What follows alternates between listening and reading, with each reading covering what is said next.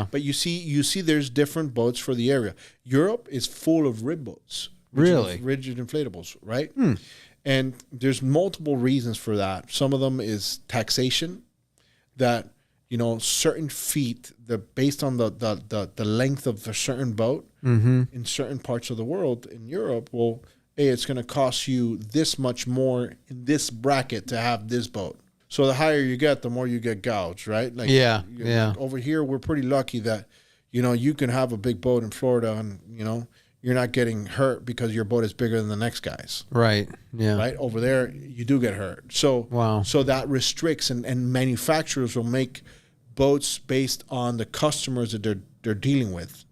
Almost like when somebody's going to put, you know, a filter on, you know, a purchase price on a boat. You know, you might say my purchase price is $1 million, but that number is only 999,000. Yeah. And that's what you can get under. And all of a sudden, the boat you want is at $1 million, and you filtered it out.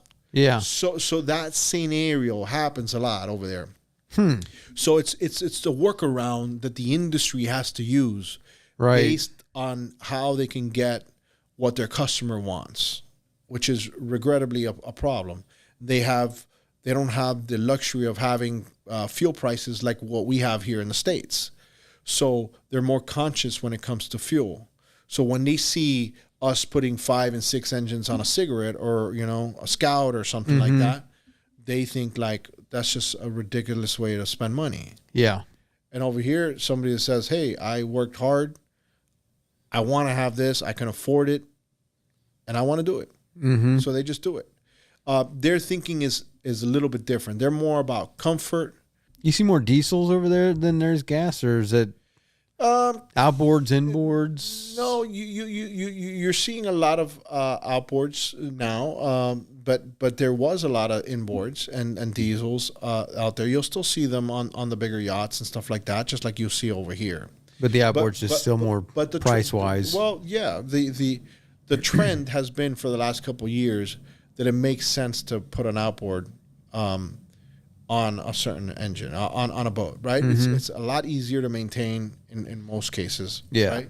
If you have an issue, you can just swap it out, as opposed to, like I always tell people, they're like, well, what's the best motor? And I was like, well, it depends on where you're at, right? Like, if you're stuck in the Bahamas and, you know, let's say a couple of years back, you know, you probably won't have somebody work on this manufacturer because they just don't know the engine because they've never seen it. Yeah, it's never been there. You know, you don't want something. But if you've seen the same engine 10 times, which I'm sure you have, you already know the engine like the back of your hand. All of a sudden, somebody brings in a brand new, you know, E-Tech. You're like, oh, I don't know where to start. You can take it somewhere else. Hey, buddy, you know? Look, buddy, I'm sorry.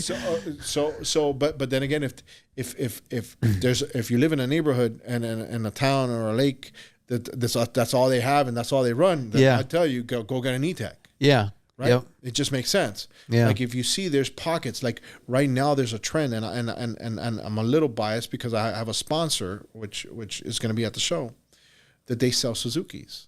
And Suzuki, after the pandemic, had made it a conscious decision to have supply of boats at a reasonable price. Yeah. Something that's going to work and it's going to be reliable. And that reliable motor has become something that I'm seeing a lot at Black Point.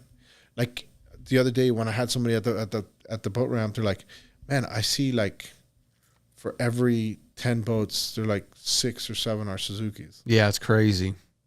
They really have taken. I wish I could get the numbers. That's something that I would like to, you know, I don't know where to find that kind of data. And maybe MMA might have it or something, but it's like, what market share did Suzuki really take over the past 5 years? Because it's look, a lot. Okay, so the people that I deal with is called Reliable Marine. Last year, they were one of the #1 repower centers, and they sold, I think, 700 and something boats. Repower could be multiple motors. Yeah, you know? It's weird how they do that. So think about that on the repower level, and that's the way I see it is like that's 700 and something people seeing that motor and they like it.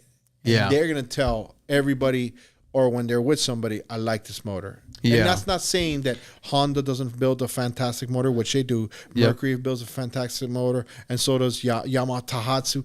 I did a video, letting them all talk about their particular outboards. And even in Dusseldorf recently, I saw companies that I've never seen, even Chinese companies, and I was like, hey, I want to know about these brands and about these companies, because you don't see them in the States. Yeah. You never know what's going to be next, right?